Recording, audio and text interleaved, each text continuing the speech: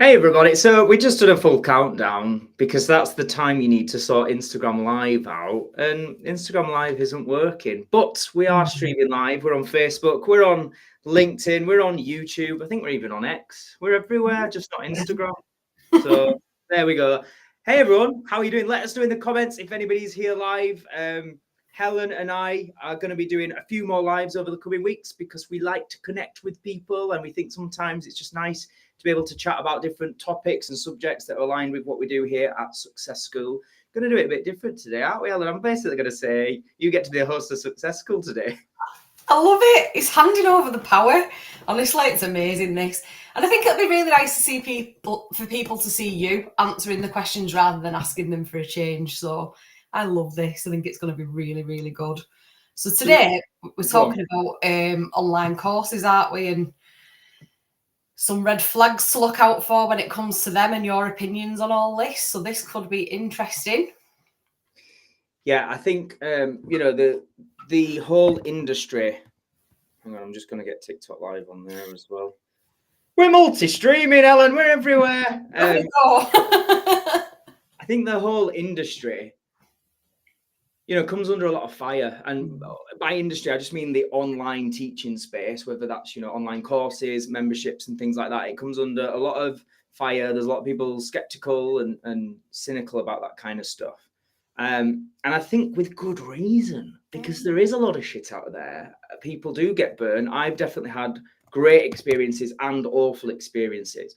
So we just wanted to come on here really to just have a real conversation. I think one thing I've really noticed in most things on social media and just in the media in general is polarization and extremes are great for marketing and clickbait.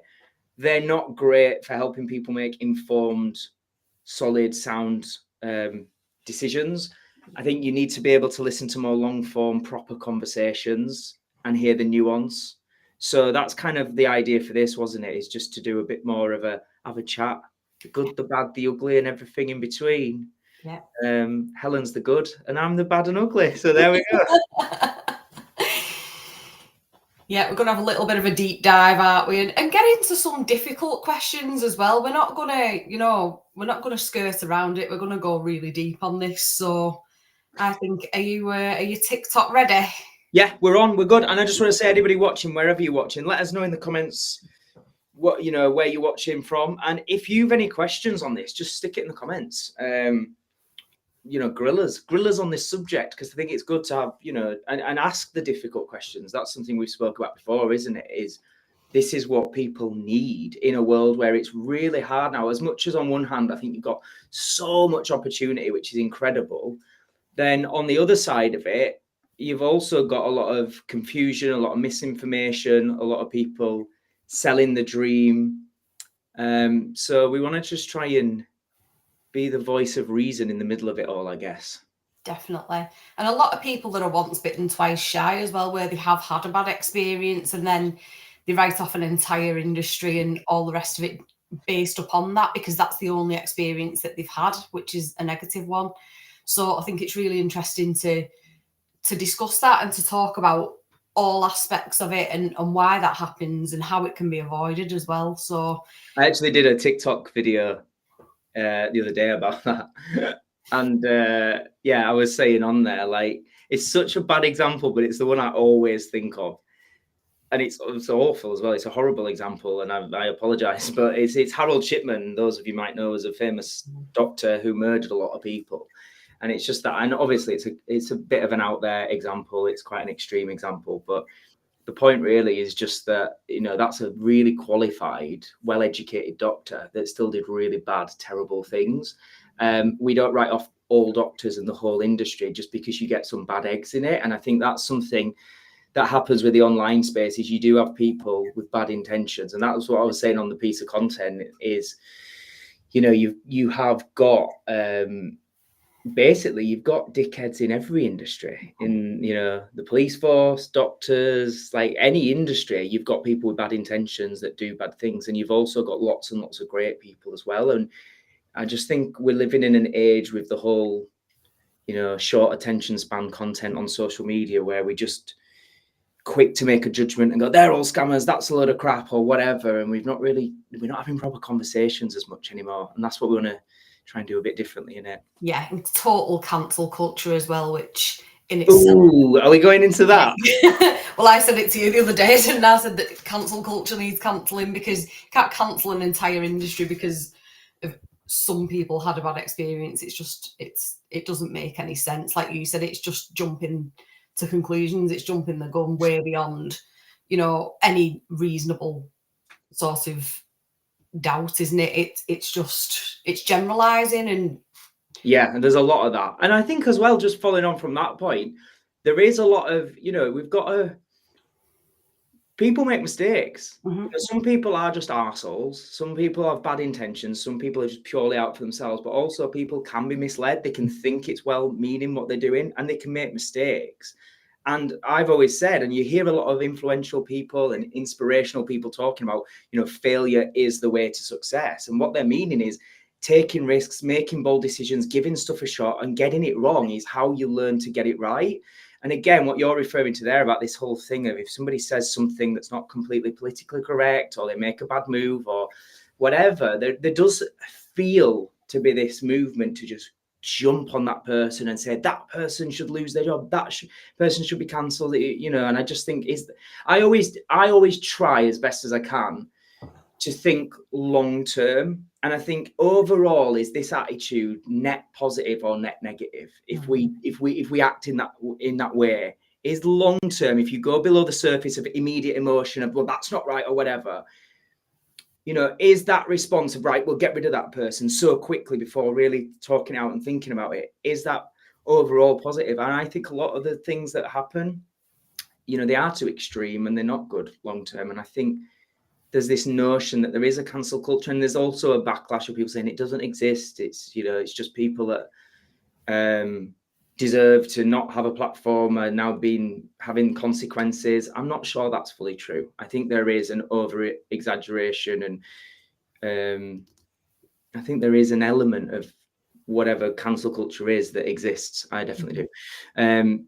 But we're talking about online courses. Let us know in the comments. Like I say, if anyone's got any questions about online courses, or if you want to share any of your experiences, like I say, the good, the bad, the ugly. But yeah, we're turning it around this one, aren't we? Basically, I don't know what you're going to ask. You've got some questions prepared, and you're just going to quiz me now. I am going to grill you. Tell your thoughts. So yeah, over to you. So I thought we'd just start off with your personal experiences. Obviously, I know that you're somebody who has invested thousands and thousands of pounds over the years into online courses yourself. And I also know that you've had varying levels of experience within that space, where sometimes it's been money well spent, and sometimes you've come away and thought that was a waste of time and money. So I just wondered, in terms of your personal experience, what do you think makes a good versus bad course? Very simply, a good course is a course that genuinely gets results that it says.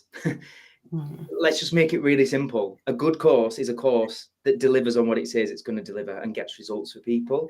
You said there about I've had some experiences where I've spent thousands of pounds and there's been some bad experiences. I personally, I even see them as good experiences, and I've been criticized for saying that before as well. But I think everything is an experience to learn, and it's better to try stuff, commit to it, and give it a go, and realize it's not for you than just constantly be on the fence about stuff. That's my attitude to life. That's the way I look at things.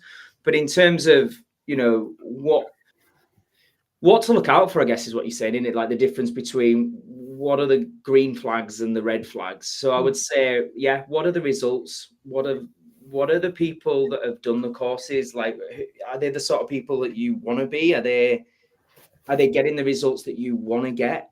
I think if anybody's doing like a too good to be true statement, and usually that's the outcome and the time frame. If those two things, for example, 6-pack in 6 weeks, blanket statement, like most people with the best will in the world, especially if they want to do it in a healthy way, are not going to get a 6-pack in 6 weeks. Most people, or 6 figures in 6 months.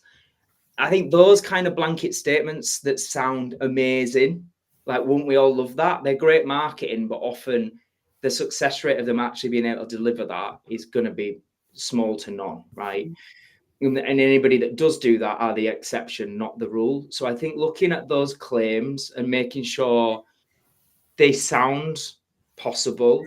I also think, you know, you said about my experiences, a lot of people that have followed me for a long time will know about a certain mentor that I had for 18 months. And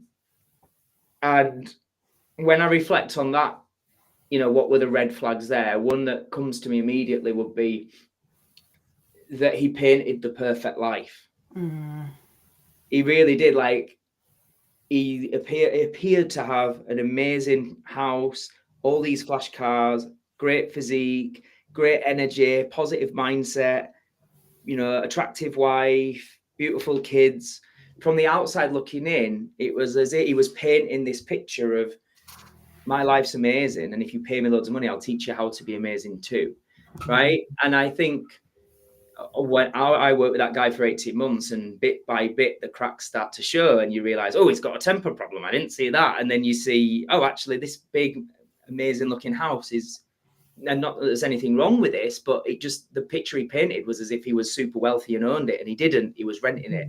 And the cars, again, they had, like, you know, number plates that made them private, but the actual cars were 15 years old, and they're not like the most recent, you know. So he's painting this picture of, I'm a multi-millionaire and I'm super wealthy and I'll teach you this stuff, and he's using those things falsely. And then behind the scenes, he's cheating on his wife, you know, she's not happy being with. So this whole facade, again, looked too good to be true, and it wasn't true. So I think just generally things like that, you know, claims that seem too good to be true. Somebody I always now look for, because of that experience, people who talk about the losses as much as the wins. You know, and obviously I want to be, I suppose we should be clear here. We're speaking predominantly about business courses and coaching, aren't we? That's what we're talking about here when it comes to mentoring and online courses. But if people are teaching how to make money and improve your life and things like that, just know that in my experience and my opinion, very few people reach a state, if any, of like everything's perfect all the time.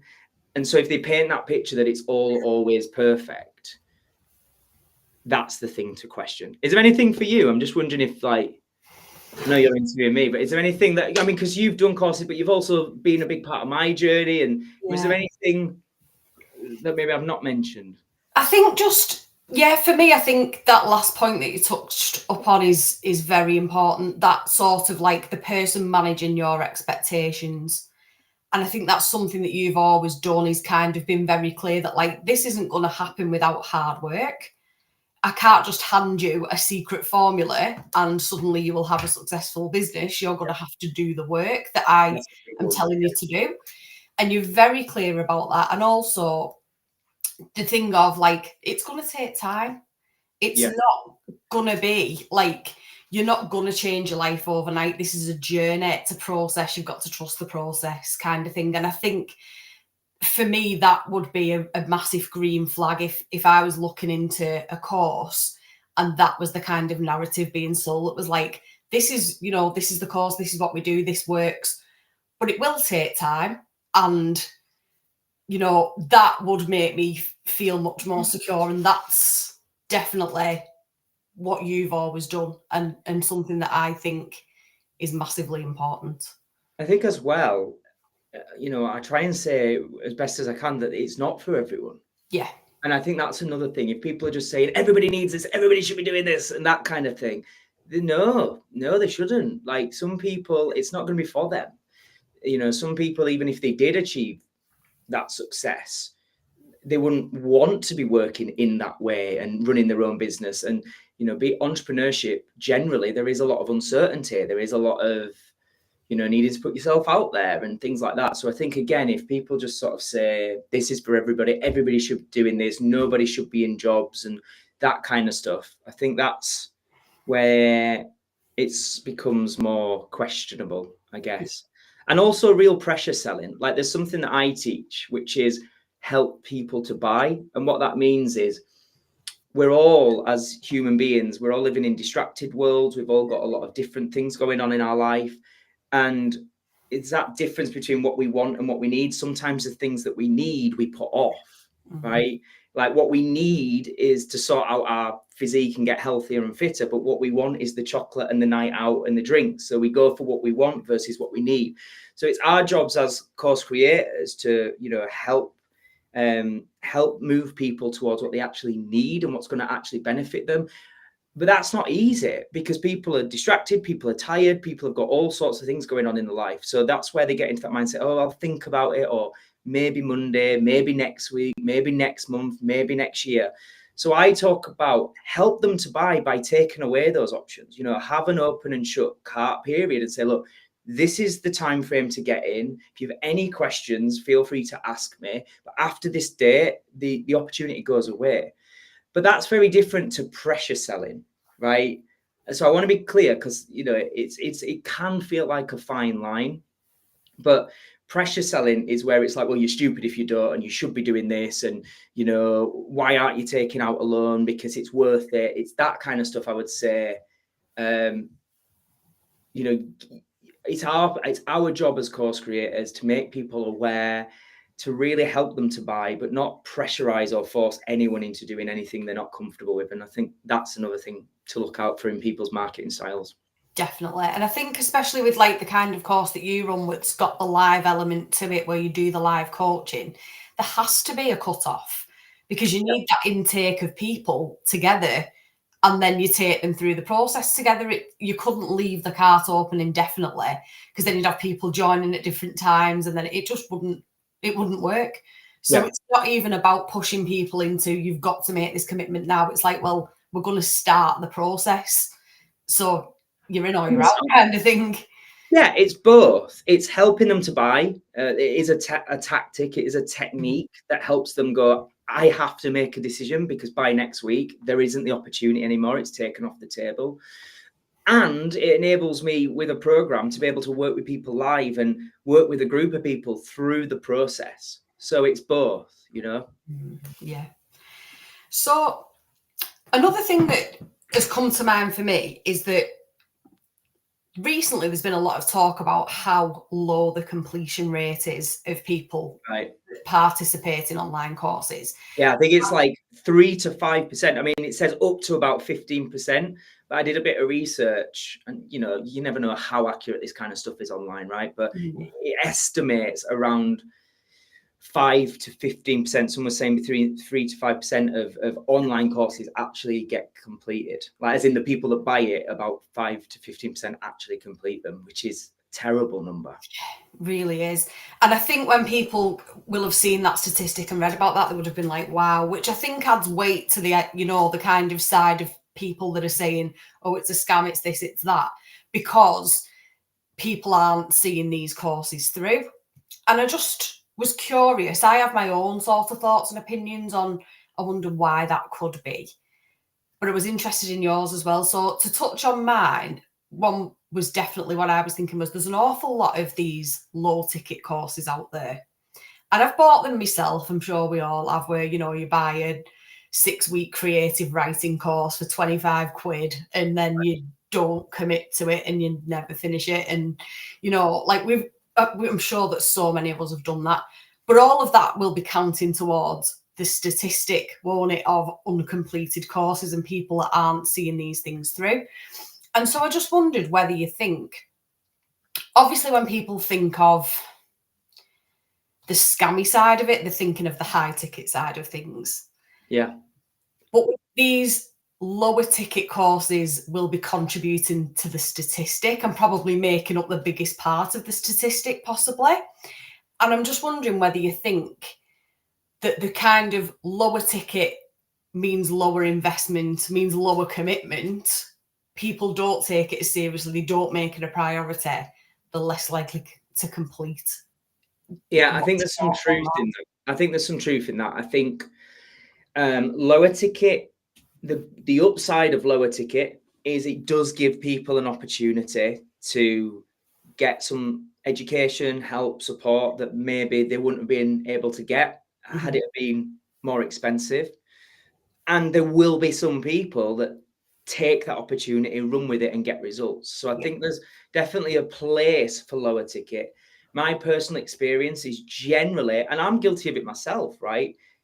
I think the main problem with lower ticket often is the mindset of the people buying it. Yeah. I think there is a phrase that gets bounded about, and some of these phrases I'm not 100% certain on, but I definitely think there's some truth in people that pay attention. And I do think generally people that get information for free or cheap don't give it the attention, right? And I just think, like, as a mindset experiment, if you got that same £25 course that you speak about there, and you just tricked your brain and pretended it was £25,000, how much differently would you go through every little bit, go through it again, be so grateful that you've got lifetime access, and go back to it and go back to it and talk to other people about it? You know, we do value things differently based on what we've paid. And I think there is a mindset of, well, we're only 25 quid, so it's not going to be that great anyway. I'll just dip in and out of it when I can be bothered. Whereas 25 grand, I'm clearing the diary, I'm making time to study this. So I think you've touched on a really good point. And I think we, as the people buying courses, you know, need to be to some degree responsible for that and recognize it's our attitude and our mindset. And again, it might sound a bit harsh and disrespectful, and I don't mean it to be. It's just a true observation over the years is I find that generally, it's a generalization, but generally people who pay the least moan the most, expect the most, complain, you know. So I think there is a bit of a mindset issue over people that low ticket attracts. And that's not to like put those people down. It's to say, you know, if you think you could be one of those people, can you take responsibility for that and go, yeah, maybe there is improvement to be made in how I approach it and my attitude and my work ethic, and am I just dipping in and out of these courses and not really prioritizing and taking them seriously? But it's a difficult one. I don't think we should not have them, because there will be people that are missing out who would take it, you know, on board and get results that maybe wouldn't be able to afford the other stuff. So I think with all these things we're talking about, like, it's complex, right? It's not black and white. It is. And I have done some of those cheaper courses and they've been absolutely brilliant for the money. Like, the information you're getting is amazing. So you definitely, like, that's the thing. You can't knock it and you can't say they shouldn't exist. And I think, like you said, a lot of it is down to actually making it a priority, which unfortunately sometimes people just don't, because they haven't paid a lot of money for it. I'm just having a quick look here, Helen, before you go on. I've just gone on the Facebook because I can't see, when we're just on here, I can't see anyone's comment. No, I can't see any comment. Yeah, just to say, everyone, sorry, I hadn't done this. I'm no good with tech. I mean, we've got somebody on TikTok saying something about loving spicy chips, some at sauce and milkshake. You just get some great comments on TikTok. But over on Facebook, there's a few comments. I just want to take a moment to acknowledge these. Thank you, everybody. I appreciate you being here. It's a bit different, this, isn't it? We're not doing my 8:30 a.m. Well, we've done that, but we're just doing a little extra. So we've got John. Hey, John. So John has said, I've paid so many. I paid for so many courses over the years, paying out thousands of pounds, and got very little from any of them. One of the biggest problems is the aftercare and the support. Most of the time, it's either non-existent or very limited. Yeah, and I, you know, it's my honest opinion is it's a 50-50 approach. It's not a one or the other. With a lot of these, we're talking about, you know, we're not talking about genuine scams. There are people out there that take your money and give you nothing. That's a scam. That's different. But a lot of courses, I think people label as a scam, and they're not. I think it's, yes, they could do more for that aftercare and that support and understanding human beings' mindsets need that. And then there's the other side of, well, we can all take personal responsibility and go, did I really, you know, did I follow everything that course said as best as I could? Or did I just skim through it and go, nah, it's all right. And then you know what I mean? So I do, again, it's not black and white. Yeah, Lynn says, I agree. Matt Hall always say, it only works if you do the work. And she's put here, I heard recently too, pay cheap and pay twice. I've just discovered a physio guy for my leg. Although he comes in more expensive, he also seems the most knowledgeable when it comes to treating it. So I'm going with him. He's not even local, but it's about the best outcome. Great. Well, yeah, good. Thanks. On TikTok, I've got some gift that just flew out on my head. Thanks for that. I love it. Thanks, Jodie.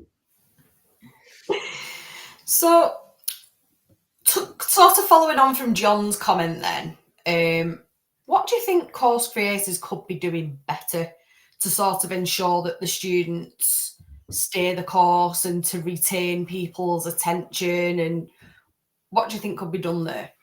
Yeah, so again, I did a video on this the other day. So my approach has been this, because I really took a bit of time last year to take a step back and look at how I can make my business work best for me and how I can make it work best for the people who buy my products and services. And what I realized, I think, is the answer moving forward. I do think there's a place for courses, but I don't think the way most people have been doing it is right. So for me, it's about having what I'm kind of calling like a hybrid model. And I mean, it's kind of a cross between the online pre-recorded self-study stuff and the live support and live coaching. And I think that in essence, there's more than one way to skin a cat, as they say, but that in essence is how we as course creators can be better by recognizing, as I was sort of saying there, how human psychology works, right? And how real people's lives are, and people have commitments and they're busy and they have stresses and concerns and self-doubt and overwhelm, and they need support and encouragement and they need accountability. Just understanding all these things as a business owner and a course creator, you have to go, let me take each one of those very real problems that humans face and ask myself, how can I solve them as best as possible within reason, within this program that I'm selling? So for me, something that I established is people need to be able to ask questions and chat things out. And usually when they do a course, they don't really get that. So that's why I do live 2-hour Zoom sessions with everyone that signs up to my program, Online Business Mastery. And they are 2-hour sessions where everybody is invited to come along, listen to each other, chat things out, get some specific guidance. So there's that. I also recognize then that that's great, but then in between calls, they need accountability. So I've put a WhatsApp group in there, so they'll get voice notes and messages, not every day, but just from time to time, just saying, right, can I just ask where we are? Where's everybody at? Where are you at in the course? How are you getting on? So there's that accountability angle in there. But then the other thing that I thought about is time. I think, so this course as an example is a real in-depth 8-module course where I say 8 modules, but each module is hours worth, give or take. Some are shorter than others, but hours worth of content to get through. And, even if you just sat and went through all 8 modules, you'd still be like, I need to go through some of that again. Also, motivation comes and goes, life happens, and then we forget about the course for a few weeks or a few months. So I think even some of the good courses that offer that live coaching element and those that extra support, but a lot of them just do it for a few weeks or 3 months or 6 months. So that was the next thing I thought, how can I be better than that? And I actually advertised it as you're going to get 12 months. But then when everybody came into the program and we did the first live, I actually said, I've told a bit of a white lie. You're going to get 18 months, because when you're completely new to business, or if you're going through a transitional phase in your business where you're trying to adapt that model, it does take time. There is an element as well of trial and error. There's not just an absolute set in stone, this is the blueprint to a T. There's a bit of, well, follow this guideline, give that a try and see what comes back and where you can improve. And that takes time. So yeah, for me, WhatsApp accountability, live sessions, and 18 months support, not just 3 months, 6 months, 12 months. I've gone for 1.5 years. So it's I'm not saying everyone needs to copy that, but if you are a course creator, really look at that. Look at how you can serve and solve those problems. And that's how we can get those success rates higher. And by success rate, I don't just mean people completing the course, because that's terrible that it's 5 to 15% of people complete a course, but how many of them actually action what they've learned and get results from it? Probably that's not a good number either. And that is, yeah, we've got to find ways to change that. Yeah, I agree. I think that side of it, having an actual human being to reach out to seek support from, because as well, I think people have very different learning styles as well when it comes to learning anything. And, you know, obviously it's very evident in school and then follows us on from there that people have very, very different learning styles. Some people can sit and work through an online course and it'll all go in and it'll be fine. And other people, exactly. Like, we are the absolute thing of this, because that would be great for me. I'd love that. You, no. Well, even like we had a meeting earlier today, and I'm aware we've not actually necessarily, I don't think, discussed this, but I'm aware there's certain things in that meeting that selfishly I've got you on that meeting because I know having you there to chat it through, I'll get things done with a little bit more care and attention than if I was working on my own doing that. Yeah. Because that's my style. I know I work best with other people, not on my own. Yeah. Other people, like you say, work best on their own. So it's about taking in all these different learning, you know, types, and, you know, even things like neurodiversity and different learning types that, you know, incorporate that. It's about, as best as we can, really thinking about all of that. And one other thing I thought of actually is, for my course in particular, I know a lot of people struggle with technology. And again, that's me. So whenever I've done courses, and like, for example, my course, it obviously tells you what softwares to get. It tells you how to film your course. It tells you how to create your email marketing, your funnels, you know, your sales funnels, your websites. And even though it tells you all that, a lot of people are just like, oh God, it's just not going in because it's not my thing, isn't technology. So then I was like, okay, what can I do about that? Well, and then I basically got Dan on board, and Dan's now in a WhatsApp group with everybody, isn't he? And anybody that's struggling with the technical side that just needs to chat it through with somebody, he'll jump on a call with them, or if he can answer it in the WhatsApp group, he'll do that. So again, just coming back to the point there about, you know, how can we be better? Solve those problems. And I think really focus on over delivering rather than just having that attitude of, well, you've only paid 500 quid. Like, it's not a £10,000 mentoring course. Yeah, but come on, man. Like, what do you want? Like, do you want to just keep upselling your client, or do you want your clients to do frigging amazing and rave about you and then get, you know, I don't know. Depends what game you're playing, I guess.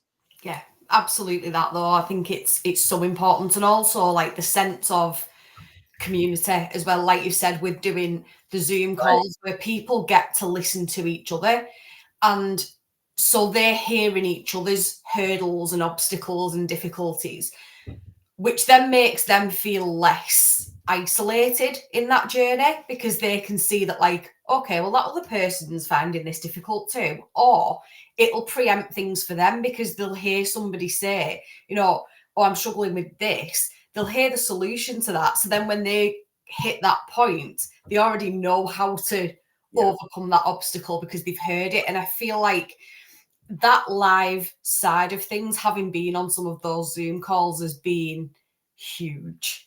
Like, just listening to people and seeing them get the clarity. And although they're working through a course independently at home on their own, the fact that they can then come to that Zoom call and be like, right, so I'm doing this, but, and then get an answer. And it just helps them to keep the momentum going rather than get stuck and then quit. 100%. You raised such a good point about the community element. That's another point that I'd not even, I'd totally forgotten about. But it's absolutely true, because especially with what I teach, you know, entrepreneurship can be so lonely, and you can feel like you're making a mistake, and a lot of people around you, you know, might have the best of intentions, but they're worried about you. So they'll say, why are you doing that? Get a proper job, all that kind of stuff. So actually being around a community of other people going through stuff, the similar stuff, is important. I'm just trying to get the live to work on Instagram again. It's not working. But I'll go to Facebook because there'll be some more. Let's just catch up on some comments. So we got Leanne. Hey, Leanne Miller is in the house. So Leanne has put, yes, I've had Centre of Excellence courses. There's a massive difference between them and Online Business Mastery with the community, the accountability, the live coaching and Q&As, etc. It's definitely helped me. Looking forward. That is exactly the sort of feedback that I want. Learned so much. Oh yeah, that's a really good point. She's just put, 100%. I've learned so much just from other people's questions too. Like, that's massive, isn't it? Even if you go into that call with no questions, just just being there just to see. You can get so much just from being like, that actually is a really good point, and that answer's really helped me. John is still here as well, has just said, this is John Hart on Facebook, says, yeah, I can't wholly blame the creators. I am guilty of losing interest and procrastinating and not doing all of the work. Maybe that's undiagnosed ADHD. But I'm at the point now in my life that I can't let it continue anymore. So now I'm all in, because in the immortal words of Danny Glover, I'm getting too old for this shit. Well, and bless you, man. And I hope you don't mind, me calling this out. And if you do, I can only apologize because I'm doing it anyway, mate. But, we did have a little bit, we came to blows a little bit, John and I, because I just sort of recognized that, that there was just some things in just his mindset at the time that I was like, I think that needs to be looked at, mate. And we had a bit of work, let's say, a bit of a to-do, and we had some words. I have to say, and it's difficult sometimes as a coach, having those conversations with people, just to be real for everybody, like that. You've got a level of training, and you've also got a level of intuition and gut instinct, and you've got to make the best informed decision in how you think that person's gonna. I think somebody's at my front door. Let me have a look. This is the problem with those bloody cameras. They just ping off all the time. A human has been spotted at your front door, and you go, shit! Like you're in the new Scream movie, but it's probably just someone walking past with a dog. We had that. The intuition, and you make the best informed decision in how to speak to that person in that moment. And sometimes I think this person needs a little bit of a sharp reality shock. That's what I'm gauging. And you never know how they're going to respond. And I just have to comment and just say, John, it's been remarkable. It's been inspiring. It's been amazing seeing the shift, from that one back and forth voice note that one night. He has literally gone, he just immediately took responsibility. He went, Matt, you're right. It's not on. I'm going to be better. Could you just and I just see him engaging, a positive can-do attitude. I'm sure there's still days where we still think, oh, fuck this or whatever, because he's human, and I still have those days. But I just want to commend that, mate, and just say, just well done for that shift. It's really noticeable. It is huge. Can I just push you on? Where do you think the sort of land lies in terms of personal responsibility from the person that buys the course? Because I know this obviously from being successful community manager, from working in this space, that an awful lot of people need to do an awful lot of work on the mindset, right? Let's just call a spade a spade. And myself included, I've spent years doing it myself, and I still don't always get it right. Me too, yeah. And so sometimes I feel like you could give somebody the most amazing course in the world and all of the information, but their head and their mind is still going to get in their way of them either doing the work or having the courage and the confidence to go after what they want, to go in on the goal.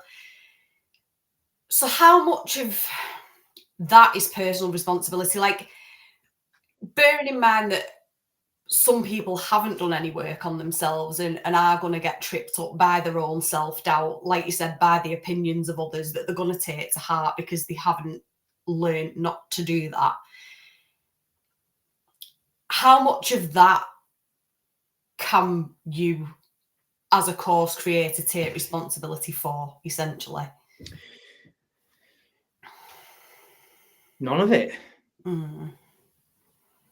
I cannot take responsibility for what another human being chooses to do. And I think it's important we say that for both the course creator and the person purchasing. I can't take responsibility for anything. I can give you the best advice. Look, I'm not a parent, but I always think of it as being a parent, right? You can have 2 children, give them the best advice, the best parenting, do the best you can with them, and they could both go on to have wildly different lives and results, right? So one goes on to do horrendous things, ends up in prison. The other goes on to be really successful, great person in the local community, right? So who's to blame? The parents? So the parents, should the parents have done better because that person went on to do horrendous things, is now in prison, but then it's the same parents and the same parenting that made the other person a great person in the community then by that definition. It's not. It isn't. And I think it's the same as parents or as coaches, business owners, course creators. All we can do is give the best information, the best encouragement, support, accountability. That's all we can do. But we cannot be responsible then for the outcome of that, because that has to be on the individual. I know I feel that way when I invest in courses and so on. I'm fully aware investing in that there's no magic pill or wand that's getting waved. It's my responsibility to take it on board and run with it. And if I need extra help, to ask for it and so on. So yeah, on reflection of the question, I think I'm right in saying 0%. Yeah. And it's true with courses. You will get one person who just goes out there, takes action on everything you say, gets amazing results. One person who's nothing with it. So, but I mean this in the positive way as well. The person who goes on to have the great success, I won't take credit for that. No, because I always say that it's not about what I teach and it's about what you do with what I teach is what makes it work, and that's on you, right? So I would say 100% of it is on the individual. Yeah, and I think it's a massive case of, in terms of people buying the courses as well, having a level of self-awareness of, am I in the right place, in the right mindset where I am going to do the work? And there's a massive difference between talking yourself out of it in a self-doubt kind of way and a sort of difference between, I just cannot commit to that right now. I'm not going to do it. If I buy it, I'm not going to do it, and being real with themselves. Yeah. Because you can't, there's no magic pill, is there, from a course creator. You can't just give somebody the course and then not do the work and then get a result. It's not going to happen. And I think this is one of those really nuanced conversations, because equally it's a fine line, right? Between just talking yourself out of it because it's easier to not commit and waiting for the right time, which as we both know, be the right time. the right time. Yeah. It's about just being really honest and going, right, if I can't commit, why not? And then the next question is, well, what would need to change so that I could? Yeah, you're absolutely right. What would need to change? Is it I need to now, get some therapy? Is it I need to set some boundaries, cancel some other plans, stop taking on too much to create space to do the course, So I think that's the real thing to look at, rather than just going, oh, I can't do this right now. Going, well, hang on, why? Yes. And what would change to mean that I could? Yeah. And what do I need to change to make it so I could? I think that's... Yeah, you're absolutely right. And something we come up against like so often with people that they say is like, I haven't got time. And it's like, can you make time though? Probably. Like, where's all this, we've all got so much bandwidth, haven't we? We've all got so much time in our lives, but it's looking at where we're wasting it or how better to manage it so that we can make time. And definitely 100%, I'm always saying it, these things that we sit on and we scroll, the hours in a day lost to that, or to watching telly, or, we have time. Most of us have some time that we could sort of... Don't start doing a Molly May and getting us cancelled. Gonna get cancelled. Not having that. Don't start doing a Molly May. Say we've all got the same 24 hours. No, and you know what? I don't believe we do, because everybody's life is different and everybody's at a different stage of life. And like we were talking before, we were saying, like, I've just been away for a few days, and I said, you know what? It was nice to just have a little bit of time, like, together, because with my partner, because even though not with me together all the time, it's not not with Matt.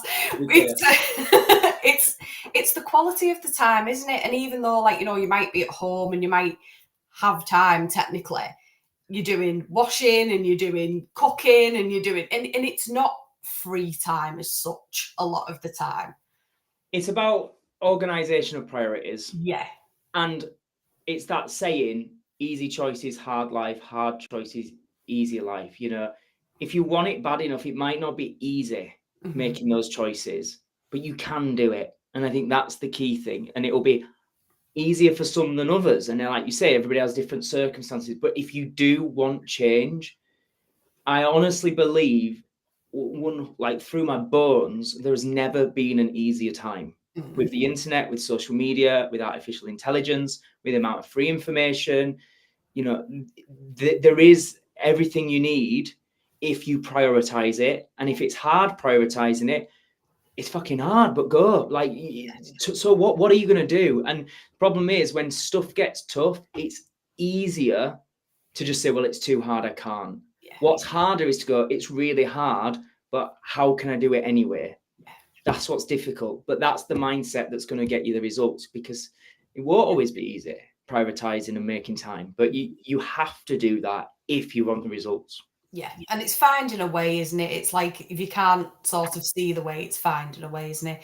And obviously, things I've learned through you in terms of mindset coaching and things like that, where you've taught me how to like schedule my days and things like that, which keep you more on track, which stop you from procrastinating and wasting hours of your day, which make you more functional and make sure everything's taken care of, which then does free up time that you can go, well, I actually do have 2 hours there, or I have an hour there, or half an hour there, or so there's strategies that can be learned to be able to do that. I think for me, time blocking, I think it was 2014, and I didn't know it as time blocking then. I just was like, I'm just going to schedule tomorrow. It was just an idea that came to me from memory. I don't think I'd learned it from anyone. It was just an idea I had, because I recognized just constantly writing to-do lists and having loads of stuff down was creating overwhelm for me. I know we had a laugh recently, like my girlfriend has behind my back diagnosed me as ADHD, which I find hilarious, because she's gone on, what is it, like one of those quizzes you can do online, and answered it on my behalf. And she said it came up saying, most likely. I'm like, cheers, love, I didn't ask for the diagnosis, but I've got it. So look, I'm probably, possibly, who knows, similar to John in that there could be something there for me with that. I don't know. I've not gone and properly got diagnosed, but for me, I definitely have always struggled with overwhelm and having too many things in my brain at once and wanting to do everything at the same time.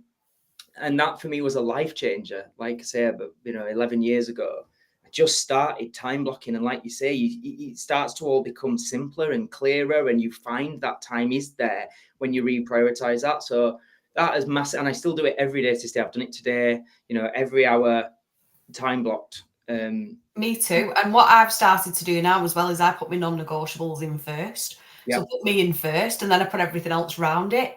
Right. So like if I was doing a course, the course would go in before I put anything else in, kind of thing, because that would then take priority, and it's really helped so much. Yeah, it's huge, isn't it? I mean, I even still have some flexibility, and I don't follow it absolutely. I still think sometimes when you're just in flow and your energy's a certain way, sometimes you might look at it and go, what I've planned for the next few hours is not aligned with where I'm at. And I will change it. And I think that's something I probably don't speak about enough, is having flexibility to some degree with it. And then on another degree is having the discipline to go, no, come on, this is what we need to get done today. And it's a fluid thing. Yeah, definitely. We don't live like dead rigid lives where it's like, this has to be then and this has to be then. Like this morning, you messaged me like, do you want to jump on a Zoom meeting? I was like, yeah, sure. It wasn't booked in either of our schedules. Tonight now doing this, it was like, should we do live about 5 o'clock? Yeah, let's do it. It wasn't. Yeah. We've moved things around. It doesn't have to be like, this is it and I'm sticking to it. I wouldn't like that personally, because I think I would find that like really restrictive. But at least if you have an idea of what's got to get done, where you've put it in. And then, like you said, you've got the flexibility to move things around. And then there's some days where, like yesterday's, was the polar opposite today, and there was no flexibility. I did 7 Zoom sessions yesterday, and the last one was supposed to finish at 9:30, wasn't it, Ross? It ended up being after 10. So, there was that was a long ass day, and I'm feeling the effects today, which is why I've had a quieter day with more flexibility and so on. So but that's something you learn over time, don't you? What works for you and how hard you can push and when you need to pull back. And that's something I don't think I've mastered, but I'm really good with it now. Yeah. And like you said, I think we both have days where we're like, they're the kind of days where it's like, nope, that's kind of non-negotiable and everything's got to be done. I'm going to be dead rigid with that. And then we do give ourselves days that are a bit more kind of like flowy and chill. Yeah. So one last question for you, which I think is a kind of thing that people jump to when they kind of look at certain spaces and go, oh, well, people are being scammed. So, and it's regulation. And I wonder where you sit on this in terms of, do we think that the online course space should be regulated? As in, maybe, should all online courses have to come with accreditation? So therefore they've been checked by a governing body and meet a certain standard. What's your thoughts on that? So I think with most things in life, there's both upsides and downsides to anything. Mm-hmm. I would say, firstly, my concerns, the questions that I'd have is who regulates the regulators? Because, you know, who's to say a company can't create a governing body and then it gets thingy that this is what all courses need to go through. And I just question, is it sometimes a great money-making opportunity for these regulators? Like, I've seen it in things like award ceremonies and so on, and it's like they're just a great money-making for the company that gives the awards. You know, I just sometimes wonder, you know, too much, what do they call it, like red tape or whatever, you know, that thing of just putting all these rules and regulations, and you have to come to us, and you have to, because I won't name it, but there's something I looked into recently about becoming accredited with something, and I thought it looked like a really good governing body thing, and so I thought there'd be a high barrier to entry. In other words, for the course to get accredited in that way, it would have to be like go through some real serious stuff to be of a real high standard. And actually, there's no price on the websites or anything like that. You have to get in touch with them, and actually, when you get in touch with them, it's just like, yeah, anyone can do it as long as you pay us $3,000. Yeah. know? That's exactly what I was thinking, because speaking from personal experience, I've done accredited online courses and they've not been all that. So you think, how good is the actual... Right. So it makes it look better than it actually is. There's now a third party making more money just from saying we're the governing board. As a result, the person creating the course has had to pay those thousands of pounds, which now means who loses out? The person buying the course, because it's going to cost them more to do the course. Yeah. Because there's less profit for the course creator. So that's the potential downside. The other downside is, you know, does it create too much barrier to entry for people? A lot of people I work with are not born natural entrepreneurs. They've just, as I did and you did, we've just gone through the school system, which doesn't encourage or teach entrepreneurship. It teaches you how to get a job, right? We weren't the people at school selling whatever, like the stories that you hear. No. So I work with a lot of people that don't believe they could. And I'm not talking about being multi-billionaires, but talk about creating something of value, learn the skill sets and do something they enjoy and make decent money, 50, 60 grand a year. You know, I'm talking about that. There are people that absolutely, with the right guidance and support, could create something that makes them a decent living where they don't have to go to work and they don't have to do a job, right? But then if they start seeing there's these regulations and, you know, is it going to put, there's people with that untapped talent that could be great. Is it going to put them off becoming course creators? And so that's the downside. But what I would say is, yeah, I do think if the idea is that it pushes course creators to have to up their game, have to deliver more value, I think overall, I think with or without, neither system's perfect. Yeah. But generally, I would lean more towards being in favour of some kind of regulation. And yeah, I do think generally it can be a good thing. But there's certain criteria, rules, I think, that have to be followed to make it that way. And often I think they get, you know, it's blurred and they get abused a little bit, I think. Yeah. I think for me, what would be another concern with that is that if there was a kind of like level that an online course had to meet to achieve accreditation, people would just go to that and they wouldn't deliver anything above and beyond that, which I'm sure that a lot of online courses now actually do, you know. So yeah, they just know they've ticked the boxes to get the certificate. We are this. Exactly. What does my ideal client actually really need to get a result? Yeah, exactly.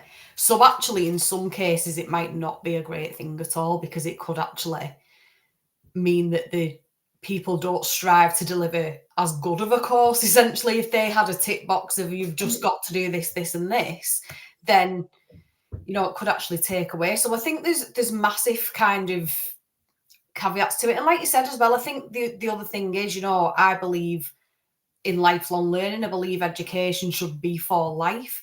And the less barriers in the way of that, the better for people, and the more Yeah, I kind of agree with that, because it's kind of like, how many examples do we know in the workplace where you hear people say, and obviously I've never been in the workplace, so who the hell am I to say this? But you hear of so many examples, don't you, where people just say, oh, there's just so many pointless regulations and things that we have to do to tick boxes, and actually it stunts progress and growth, just having to fall in line and be seen to be doing certain things. Yeah. So this is why I think it's a great question that you asked, and I'm glad that you did, because this is one of those examples where surface level thinking, well, there should be regulation, that's the sort of solution. Possibly it's not, possibly there's overall the upside of not having regulation is overall more beneficial for everybody. I just see Adie's over on TikTok. Bloody box ticking, despise that approach. It is rife across all forms of education and development, right? So maybe this is the positive side of online courses, is that it's not rife in the online space. And also there are accredited courses out there, and if people really want to do an accredited course, they can buy one. And if they don't, then they don't. So it is still an option. It's there, isn't it? So I think it's a very interesting kind of, like with a lot of things we always say, don't we, there's very rarely actually, things are very polarizing. There's very rarely actually one side or the other is right. But people often act like it is. Yeah. Because you just, it's like we live where quite often it's very easy to end up in an echo chamber, and we just hear the same people saying the same things, and that's how the brain works. It suddenly goes, well, that's right then. And I think, you've touched upon a really, really important point, and it's one I could get passionate about, is we all just need to I guess a phrase is relax our beliefs, right? None of our beliefs are really ours. They've all come from experiences and how we interpreted that experience or what someone else told us was true. But then we walk around this planet like, I know this to be true. And we're so they become part of our identity, don't they? Our beliefs, it's a huge thing. And actually, if we could all learn to relax those beliefs a little bit more, not be so firm in them, I honestly believe this, the world would start to be a much happier, friendlier, more progressive world. I honestly believe that. And I think this is a great example of just one of those topics where a lot of people surface level go, oh, it's all a scam, it's all a load of crap online, it all should be regulated. And then you have a bit more of a balanced conversation. You go, maybe it's not the best. And maybe the upsides is that it isn't, potentially. Yeah. 100%. That's why it's so important to have these conversations. And again, Adie there chipping in with his experience and what he's saying. He's like, no, absolutely not. My experience of it is this. And it's, it's so important to open up those discussions, isn't it? Which is exactly what we wanted to do today. Yeah. And it just makes me think what we said earlier about people do shit stuff in every industry, with or without regulations, and like you said, even people can be shit because of the regulations. Well, I've ticked my boxes. Yeah, but you're still not putting passion, energy, and effort into it. You're still not going above and beyond, and you've just ticked your boxes. It's another of those examples, isn't it? So great. This is great. Has this been useful, everybody? I don't know. It's hard to see the comments without coming out of there and coming out of this. So yeah, we need to find. And Instagram just didn't work at all. So that's annoying. You need to get Dan the tech man onto it. But yeah, I think we've got plenty of people that have been watching. I hope you found this useful. Just to remind everyone, I have got my course coming out later this year. Monday, the 28th of April, I'm doing a completely free webinar, and I will also be opening the doors on Online Business Mastery 2025. So anybody who wants to get involved with that program, it's an 18-month program, as well as the pre-record self-study stuff. Don't let that overwhelm you. We go at a nice pace, and it's just the idea that you've got time to work through it, and you're going to have support and accountability over the next year or so. rather than it just being buy my course, pay thousands of pounds, then off you go. By the way, it's not thousands of pounds either. So yeah, if anyone wants to get involved and just come along to the free webinar and get as much out of me, it'll be about an hour and a half roughly, giving as much as I can to help people anyway. And then I'll be opening the doors for online business mastery, and you can get involved. Anyone that wants to do that, just drop me a message, because I don't know what's going on with the comments and stuff. I can't see anything. Just message me direct, and I'll get that sent over to you. But thanks everyone for watching. Have you found this useful? Should we do more of these lives? Let us know. And Helen, anything from you just to finish it off? No, just we will work on it and we will get the comments working, because we've had them working in the past on here, but we haven't done a live on here for a while, have we? So where we stream across platforms. So we're having a few technical issues, but we will work on it. We'll get to the bottom of it. And obviously, if there's any subjects that people would like us to talk about and to do a live and to have a deep conversation on like this, then please, we're open to suggestions, aren't we, as to what people would like to hear. 1,000,000,000%. We'd love to be led by your feedback. Looks like I'm doing another live in a bit. Just seen a message from Kelly. Oh, you wear that many different hats, don't you, eh? Quite literally as well. Literally. All right, guys, thank you so much. If you're over on Instagram, you might see me live again if you want to, but you might have had enough of me, and that would be totally understandable.